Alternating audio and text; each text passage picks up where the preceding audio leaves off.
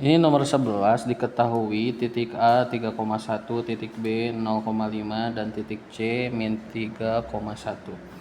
Jika ketiga titik tersebut dihubungkan, bangun apakah yang akan terbentuk? Nah, di sini kalau misalkan ada soal tentang titik, maka kita ingatnya ke koordinat kartesius. Kita bikin dulu koordinat kartesiusnya. Di sini berarti titik A itu 3,1. 3,1 itu berarti ada di sini ya.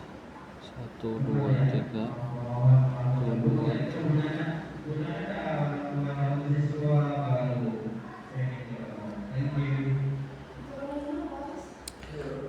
Nah, berikutnya ada B 0,5. B itu 0,5. Berarti di sini titik B-nya. Terus titik C-nya min 3,1. Min 1, min 2, min 3. Berarti ada di sini ya. Nah, kalau sudah gini tinggal tarik garis. Nah, di sini kebentuk karena panjang ini dan panjang ini sama, tapi yang ini lebih panjang, artinya ini termasuk segitiga sama kaki. Itu untuk nomor 11. Lanjut nomor 12. Nomor 12 di sini daerah hasil atau range dari relasi yang ditunjukkan oleh diagram panah di bawah adalah A itu punya anggota A, B, C, D, dan B itu punya anggota 1, 2, 3, 4, 5.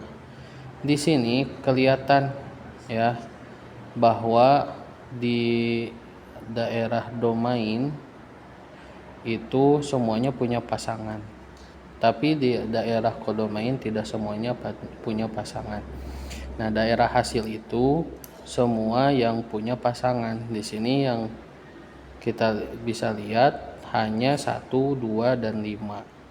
Dan 3 dan 4 itu tidak punya pasangan, artinya 3 dan 4 itu bukan termasuk range atau daerah hasil. Jadi isinya itu adalah C. Lanjut nomor 13. Jika ada garis K melalui titik A min 4,3. Berarti kalau seperti ini kita ingat lagi bikin koordinat kartesius.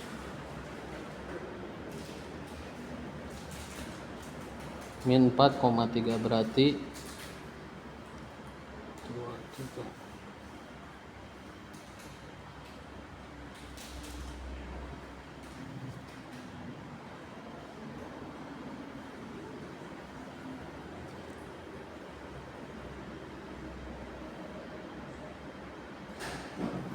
Min 4,3 berarti A itu di sini.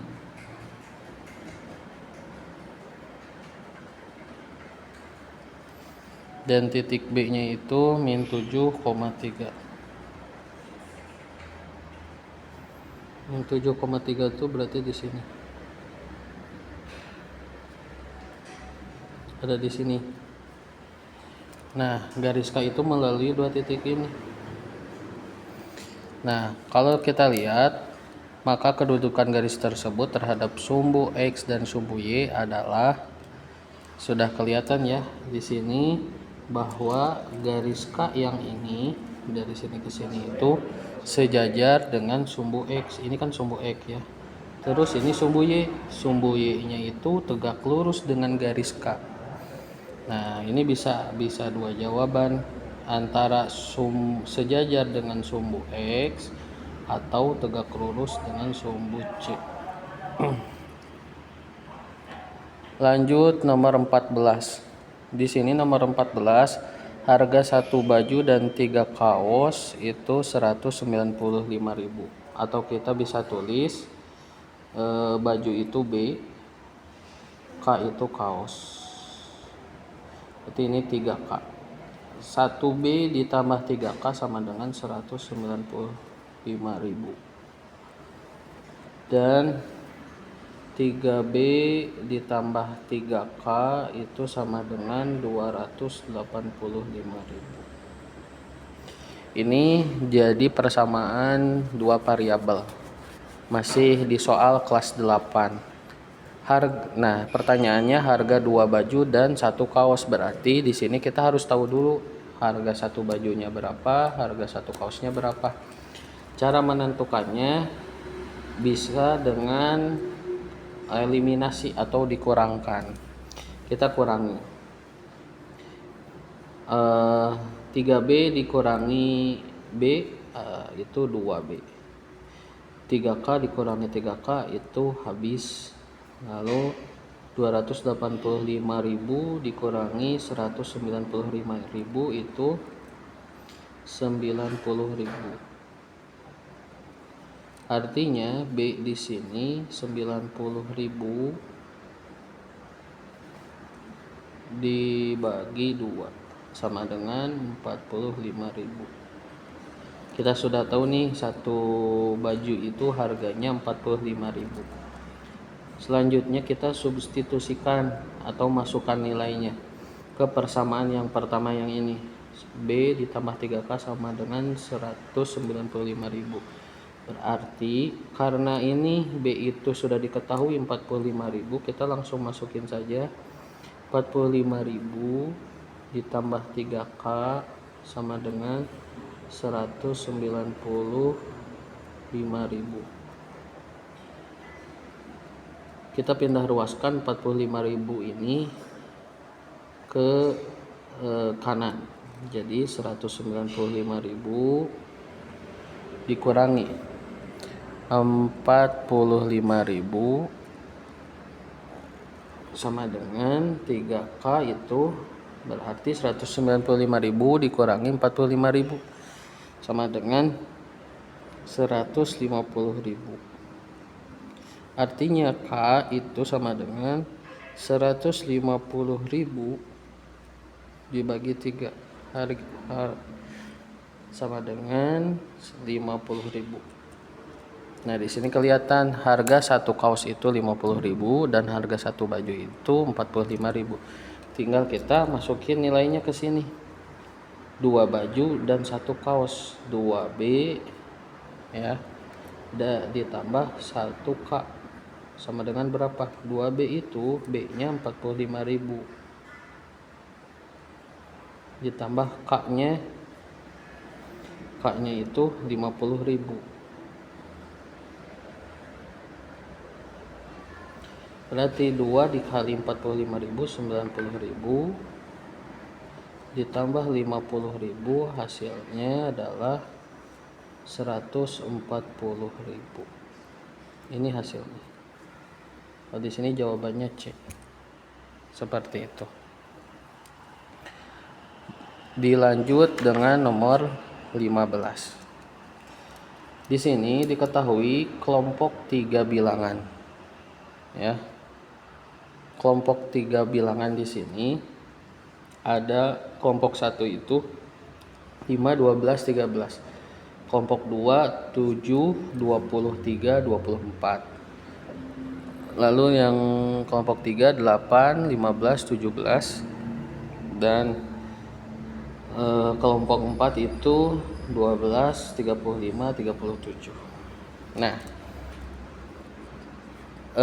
Pitagoras itu adalah triple Pitagoras. Kelompok bilangan di atas merupakan triple Pitagoras adalah maksudnya triple Pitagoras itu adalah 3 bilangan yang kalau kita masukkan ke dalam rumus Pitagoras itu hasilnya benar. Maksudnya bagaimana? Seperti ini kelompok 1. Kelompok 1 itu sebelumnya itu kita harus ingat rumus Pitagoras itu A kuadrat tambah B kuadrat sama dengan C kuadrat. Itu ya. Jadi di sini ada kelompok 1 itu A-nya itu 5, jadi 5 kuadrat, B-nya itu 12 ditambah 12 kuadrat sama dengan C-nya itu 13. kita tulis 13 kuadrat. 5 kuadrat itu sama dengan 25 tambah 12 kuadrat itu 144. 13 kuadrat itu 169. Ini benar ya. 25 ditambah 144 itu hasilnya 169. Ini untuk kelompok 1 itu benar. Lalu untuk kelompok 2 ada 7 kuadrat ditambah 23 kuadrat sama dengan 24 kuadrat. 7 kuadrat sama dengan 49. 23 kuadrat itu berapa? 23 kuadrat 23 kuadrat itu sama dengan 529. Lalu 24 kuadrat itu 576. Nah, kalau kita jumlahkan ternyata ini salah. Berarti untuk kelompok 2 itu bukan triple Pythagoras. Nah, sebenarnya kalau kita sudah tahu salah satu dari 3 kelompok bilangan ini ada yang salah, kita sudah tahu berarti kelompok 2 itu bukan triple Pythagoras. Sudah kelihatan bahwa yang B ini adalah isinya ya. Tapi kita harus cari tahu juga untuk kelompok yang lain. Sekarang untuk kelompok 3 itu 8 kuadrat tambah 15 kuadrat sama dengan 17 kuadrat. Kita buktikan juga untuk kelompok yang 3 ini benar atau tidak. 8 kuadrat itu 64. 15 kuadrat itu 225. 17 kuadrat itu sama dengan 289. Kalau kita jumlahkan ini isinya benar. 64 ditambah 225 itu hasilnya 289. Berarti kelompok 3 ini terbukti benar. Lalu kelompok 4. Kelompok 4 itu 12 kuadrat ditambah 35 kuadrat sama dengan 37 kuadrat. 12 kuadrat itu 144. 35 kuadrat itu 1225. Lalu 37 kuadrat itu sama dengan 1369. Ini kalau kita jumlahkan hasilnya benar. Jadi kelompok 1, kelompok 3 dan kelompok 4 itu benar. Hasilnya berarti B. Lanjut ke nomor 16. Nomor 16 ini garis lengkung yang dibatasi 2 titik pada lingkaran disebut. Ini kita ingat pada unsur-unsur lingkaran. Garis lengkung. Ini garis lengkung itu berarti sisi lingkaran yang dibatasi oleh 2 titik. Nah, dari sini ke sini. Kalau kita lihat ini itu ingat ke busur ya. Yang ini tuh busur lingkaran kalau yang lengkungnya. Kalau yang ini yang lurusnya itu disebut dengan tali busur. Berarti yang 16 ini isinya B. Terus nomor 17. Gambar di samping adalah jaring-jaring. Kalau kita lihat nih ada jaring-jaring. Berarti ini yang diarsir itu adalah alasnya. Kalau kita satukan semuanya, ingat definisi jaring-jaring. Itu definisi jaring-jaring adalah bangun ruang ketika dibuka yang membentuk yang membentuk rangkaian beberapa bangun datar. Nah, ini kan ada bangun datarnya itu segitiga, dan segi 5. Berarti ingat ya, kalau bawahnya segi 5, udah pasti itu segi 5. Tidak mungkin segi 6. Kalau di sini jawabannya itu A itu prisma segi 6. Terus yang B Yang B itu di sini prisma segi 5, C 5 segi 6, D 5 segi 5. Nah, kalau kita lihat bedanya prisma dengan limas itu, kalau prisma antara alas dengan tutup itu sama bentuknya, kongruen. Tapi kalau untuk limas itu punya tidak punya tutup atau atasnya itu berupa titik. Karena ini kalau kita satukan itu jadi sebuah titik, artinya ini adalah limas.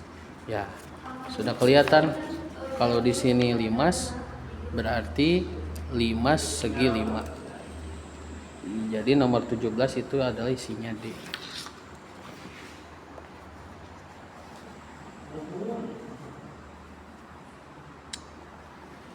Lanjut nomor 18.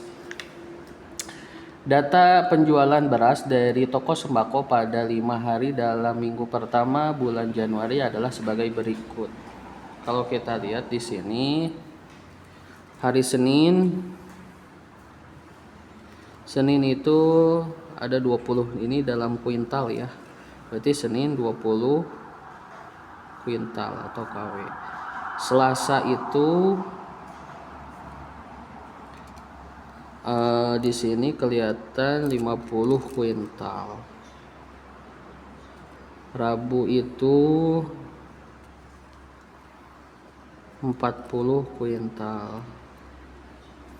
Lalu Kamis itu yang ini 70 kuintal. Dan hari Jumat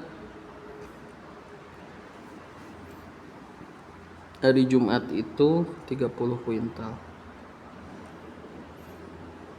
Nah, kalau rata-rata itu jumlah ukurannya ya dibagi dengan jumlah data. Jadi ini kita harus jumlah ukuran per jumlah data.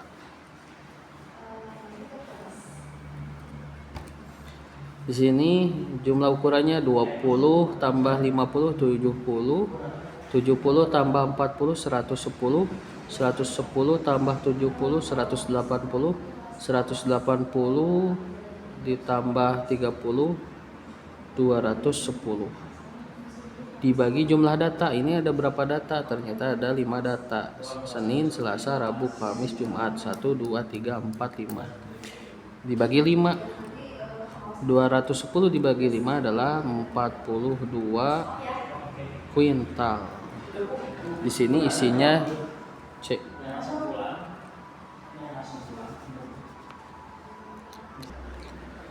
Lanjut nomor 19. Dalam percobaan melambungkan 3 uang logam, peluang muncul ketiganya angka adalah, jadi maksudnya peluang untuk 3 koin atau 3 logam. Kan dalam koin atau logam itu ada 2 muka ya. Ada 2 sisi. Sisi yang pertama itu berupa gambar. Kalau di kita mungkin di Indonesia itu berupa burung Garuda. Dan angka itu di belakangnya atau nominalnya. Berarti ini kita bisa bikin dulu tabel.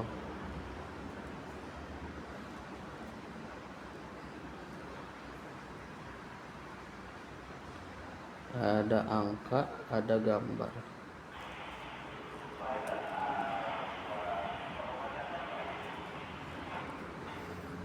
Ada angka-angka, ada angka gambar, ada gambar angka, ada gambar-gambar.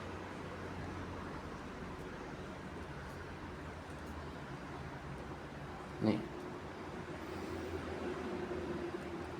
Berarti ada angka-angka-angka, ada angka-angka gambar, angka-angka gambar. Angka gambar angka, angka gambar angka, ada angka gambar gambar, angka gambar gambar. Terus gambar angka-angka, gambar angka gambar, terus ada gambar angka, terus ada gambar. Nah, di sini kelihatan ini banyaknya peluang dari 3 koin. Nah, peluang munculnya ketiganya angka, yang ini ketiganya angka. Ini cuman ada 1 dari 8 peluang, berarti peluangnya itu 1/8. Isinya adalah D.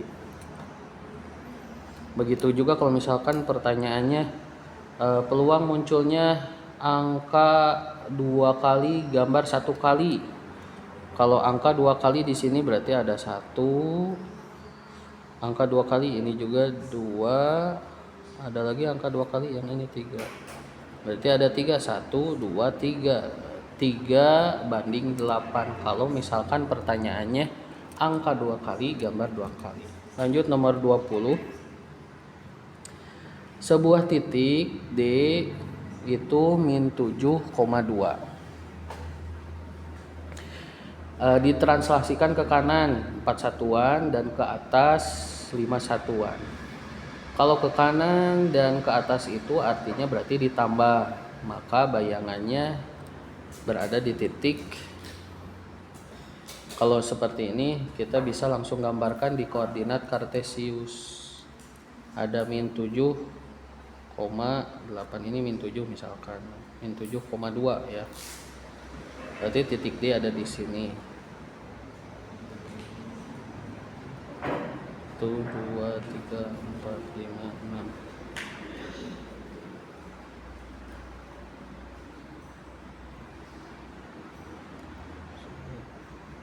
Satu, dua, tiga.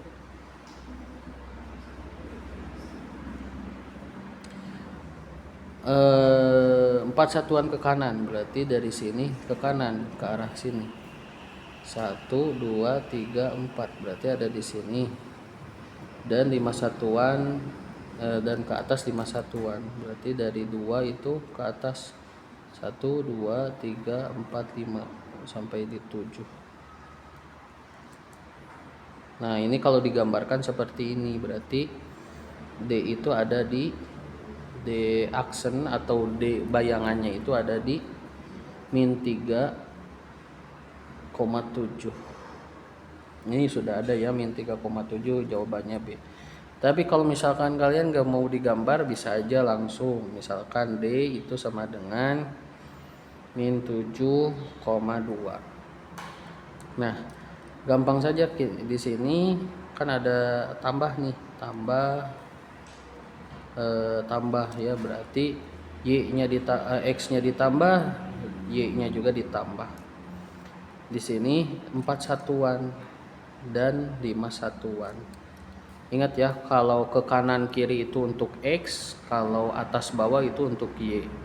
Jadi -7 ditambah 4 hasilnya -3. 2 ditambah 5 hasilnya 7. Ini juga sama, langsung kelihatan D aksen, bukan D ya. D aksen itu -3,7.